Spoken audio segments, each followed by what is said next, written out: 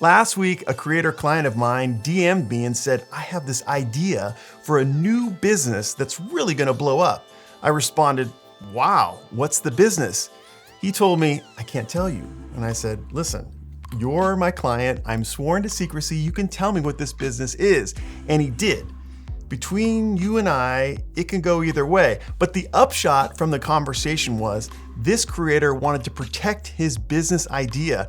He knew that he was going to have to disclose it to potential employees, investors, maybe coders, and he didn't want those people to take his idea and make $1 million with it and leave him in the dust. The question was, how do I protect a business idea from being stolen? I'm going to tell you what I told him.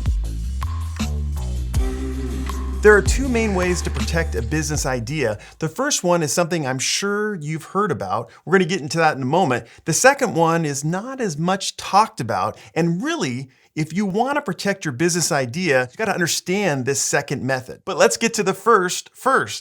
Patents, trademark, and copyright. Yeah, intellectual property law can protect certain components of a business idea.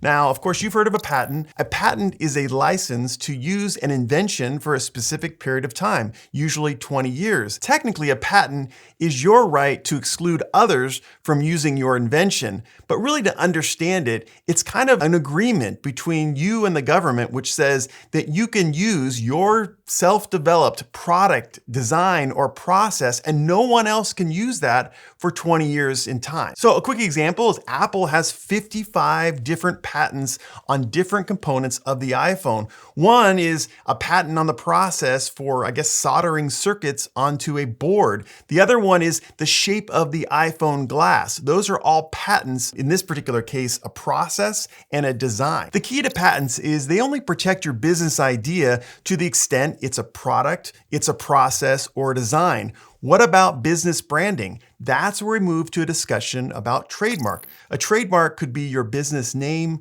your logo, or the way your business name is written. Trademarks give you the exclusive license to use, to sell, or to license your trademark to others. Examples of trademarks are Just Do It by Nike. That is a trademark tagline. The other I can think of is Coca-Cola. The way Coca-Cola is written on the side of a can, that's trademarked to Coca-Cola. The next, of course, I've talked about it a lot in my videos, is copyright. Now, it's important to understand that copyright does not protect ideas.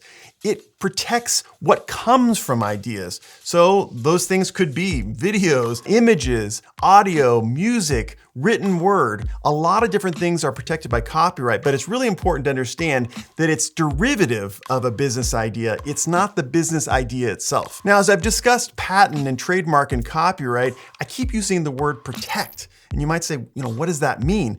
That basically means you have the right to bring an action in a court of law to force others not to use your intellectual property, not to use your patents, your copyright, and your trademarks. When you bring that action, if someone has stolen your intellectual property, you can recover damages for that and also recover your attorney's fees involved in prosecuting that action. So now you understand the intellectual property side of protecting a business idea. If you have more questions about it, you can always go to iancorzine.com and set up a consult personally with me by clicking in the upper right-hand corner. But I know with a lot of you out there, the biggest concern is not so much the derivative product of business ideas, but you want to be able to protect the business idea itself. And the way you do that is through a non-disclosure agreement, an NDA. An NDA is a contract with a potential investor, an employee, or an independent contractor in which that person promises not to reveal confidential information. If they do,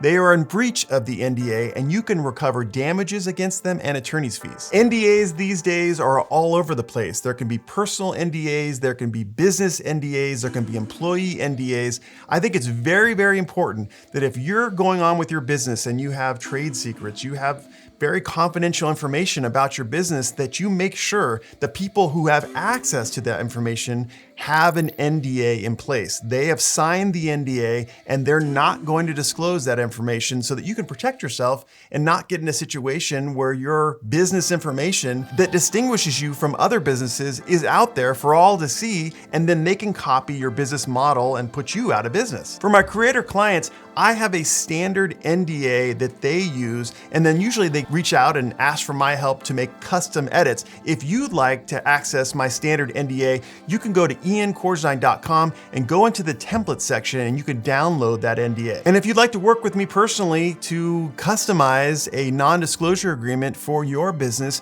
again, go to iancorzine.com and click on online consult, and you can talk with me personally about how you can customize it to best protect your business going forward. Now let's move on to discussing how NDAs work in the real world. I recently made a video about Alex Rodriguez, who got into some big trouble with a bad NDA. If you'd like to learn more about this story, watch the next video that's coming up. I'm Ian Corzine, your social media lawyer. I'll see you in the next one.